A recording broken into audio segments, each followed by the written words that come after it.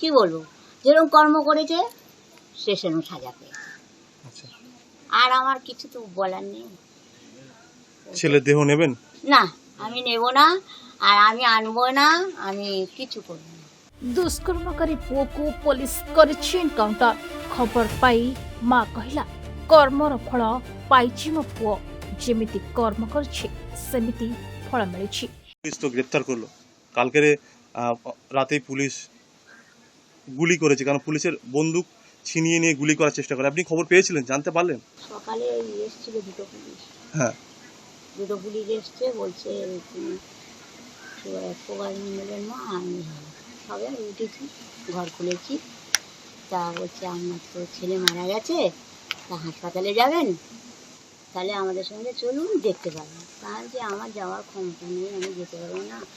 আমার স্বামী অসুস্থ খুব, আমার স্বামী এই 83 বছর বয়স, 4 বছর বয়স, সে উঠতে পারে না বিছানা থেকে, আমার যাওয়ার ক্ষমতা নেই। আপনারা যা করবে করুন, আমার কোনো আপত্তি নেই। এই যে আপনার ছেলে মারা গেছে বা গুলিতে পুলিশের, কি বলবেন? কি বলবো, যেরকম কর্ম করেছে সে সেরকম সাজা পেয়েছে। আচ্ছা, আর আমার কিছু তো বলার নেই। ছেলের দেহ নেবেন? না, আমি নেব না, আর আমি আনবো না, আমি কিছু করবো না। কেন কেন নেবেন না? না, নেব না, আমার সে ক্ষমতা নেই। আচ্ছা, আমি যে আনবো, ও ভালো কাজ করে মরেনি, ও যেরকম করেছে ও মরে গেছে, আমার সে সুখ শান্তি নেই, আমি আনবো না দেব। আপনারা যা করেন করুন। পুলিশের এই কাজ নিয়ে কি বলবেন? এই যে পুলিশের বন্দুক ছিনিয়ে নেওয়ার চেষ্টা করছিল আপনার ছেলে। খারাপ কাজ করেছে, আচ্ছা, খারাপ করেছে। আর যে ঘটনা ঘটেছে, হ্যাঁ, এটা কি মনে হয় যে কিসের সাথে ও জড়িত আছে বা জড়িত নেই?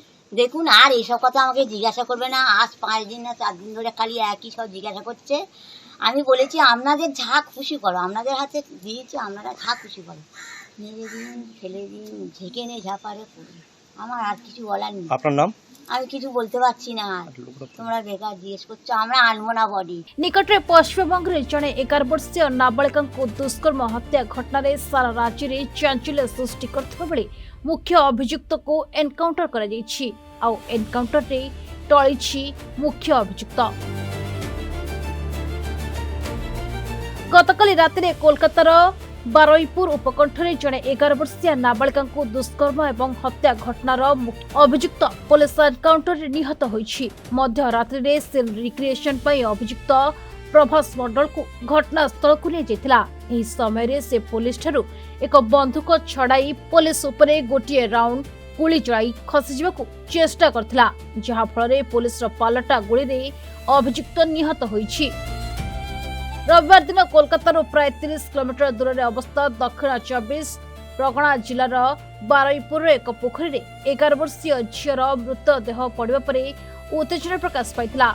ଶବ ବ୍ୟବଚ୍ଛେଦ ରିପୋର୍ଟରୁ ଯୌନ ନିର୍ଯାତନା ନିଶ୍ଚିତ ହୋଇଥିଲା। ପୋଲିସ ହତ୍ୟା ଏବଂ ଗଣଦୁଷ୍କର୍ମ ଅଭିଯୋଗରେ ମାମଲା ରୁଜୁ କରିଥିଲା। ଏହି ଘୃଣ୍ୟ ଅପରାଧରେ ସମ୍ପୃକ୍ତ 3 ଜଣଙ୍କୁ ଗିରଫ କରାଯାଇଛି, କିନ୍ତୁ ଜଣେ ବ୍ୟକ୍ତିକୁ ସ୍ଥାନୀୟ ଲୋକେ ପିଟି ପିଟି ହତ୍ୟା କରିଥିଲେ, ଆଉ ଜଣକୁ କାଲି पुलिस एनकाउंटर करिछि। दोषी को एभली दंड दिया उचित पुलिस स्थानीय लोके दाबी करथिले। ब्यूरो रिपोर्ट, प्रतिदिन टीवी। अरे वाओ अनु, केते सुंदर ड्राइंग बनैछु। एटा कोन बनैछु?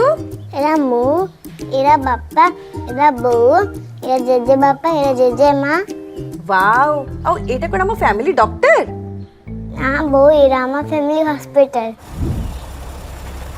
रंग बदलिछि, रूप बदलिछि, हेले आपणक संपर्क बहुत पुराना।